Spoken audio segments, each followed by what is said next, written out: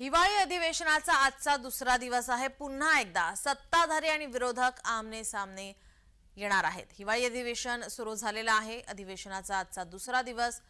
या ठिकाणी आता विरोधक कोणत्या मुद्द्यांवरती सत्ताधारी यांना घेरणार याकडे सर्वांचं लक्ष असेल।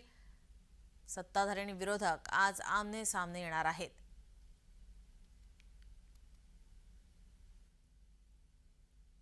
आपले प्रतिनिधी रोहन कदम आपल्यासोबत जोडलेले आहेत। रोहन, हिवाळी अधिवेशनाचा आजचा दुसरा दिवस आहे। विरोधक आपण पाहतोय आक्रमक आहेत, अनेक मुद्दे आहेत आक्रमक होण्यासाठी। आज कोणत्या मुद्द्यांवरती घोषणाबाजी केली जाईल, विधान भवनाच्या पायऱ्यांवरती घोषणाबाजी किंवा आंदोलन केलं जाणार आहे, त्या संदर्भात काय माहिती मिळते?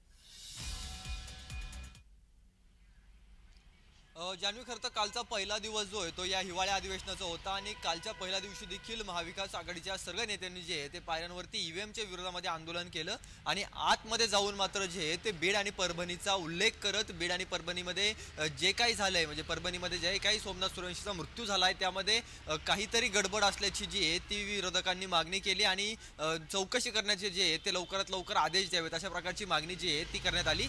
परंतु काल शोक प्रस्ताव होते, त्यामुळे या सगळ्यांवरती चर्चा आपण करू शकत नाही अशा प्रकारचं मत स्वतः जे ते अध्यक्ष राहुल नार्वेकर आणि मुख्यमंत्री देवेंद्र फडणवीसांनी मांडला आणि देवेंद्र फडणवीसांनी आजच्या दिवशी, म्हणजे काल सांगितलं की उद्या आपण चर्चा करू, म्हणजे आजच्या दिवशी जे आहे ते या सगळ्या विषयांवरती चर्चा करू अशा प्रकारचं मत जे आहे ते मुख्यमंत्र्यांनी मांडलं आणि अध्यक्षांनी वेळ द्यावा अशा प्रकारचं देखील मत जे आहे ते मुख्यमंत्री देवेंद्र फडणवीस यांनी जे ते मांडलेलं पाहायला मिळालं। परंतु सगळ्यात महत्त्वाचं म्हणजे आजच्या दिवशी ही सगळी चर्चा होते का हे पाहणं खूप महत्त्वाचं आहे, कारण का आजचा दुसरा दिवस आहे आणि संपूर्ण राज्यभरामध्ये याच विषयाला धरून जे ते राजकीय वातावरण तापलेलं पाहायला मिळते। कारण का ज्या पद्धतीने बीडमध्ये असेल किंवा परभणीमध्ये असेल दोन्ही ठिकाणी जे ते वातावरण चिघळलेलं वेगवेगळ्या मुद्द्यांवरती पाहायला मिळालं। बीडमध्ये ज्या पद्धतीने सरपंचाचा खून करण्यात आला, अपहरण करण्यात आलं आणि दुसरीकडे परभणीमध्ये ज्या पद्धतीने हिंसाचार लोटला गेला आणि हिंसाचारामध्ये काही लोकांना अटक केल्यानंतर जेलमध्ये तुरुंगामध्ये जे ते एकाचा मृत्यू झाला आणि त्या मुळ्यामुळे काही प्रश्नचिन्ह जे ते विरोधकांनी उपस्थित केलेले आहेत आणि या सगळ्या मुद्द्यांवरती आज जे ते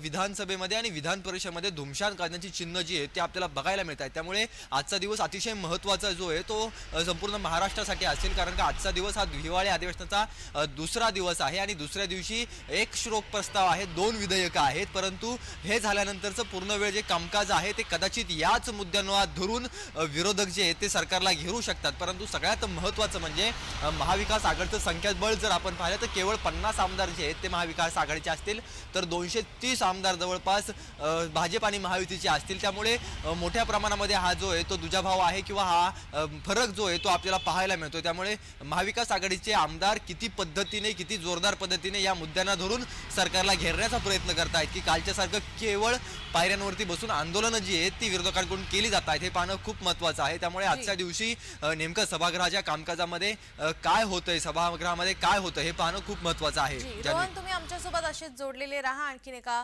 बातमीसाठी आपल्याकडून माहिती अपेक्षित आहे।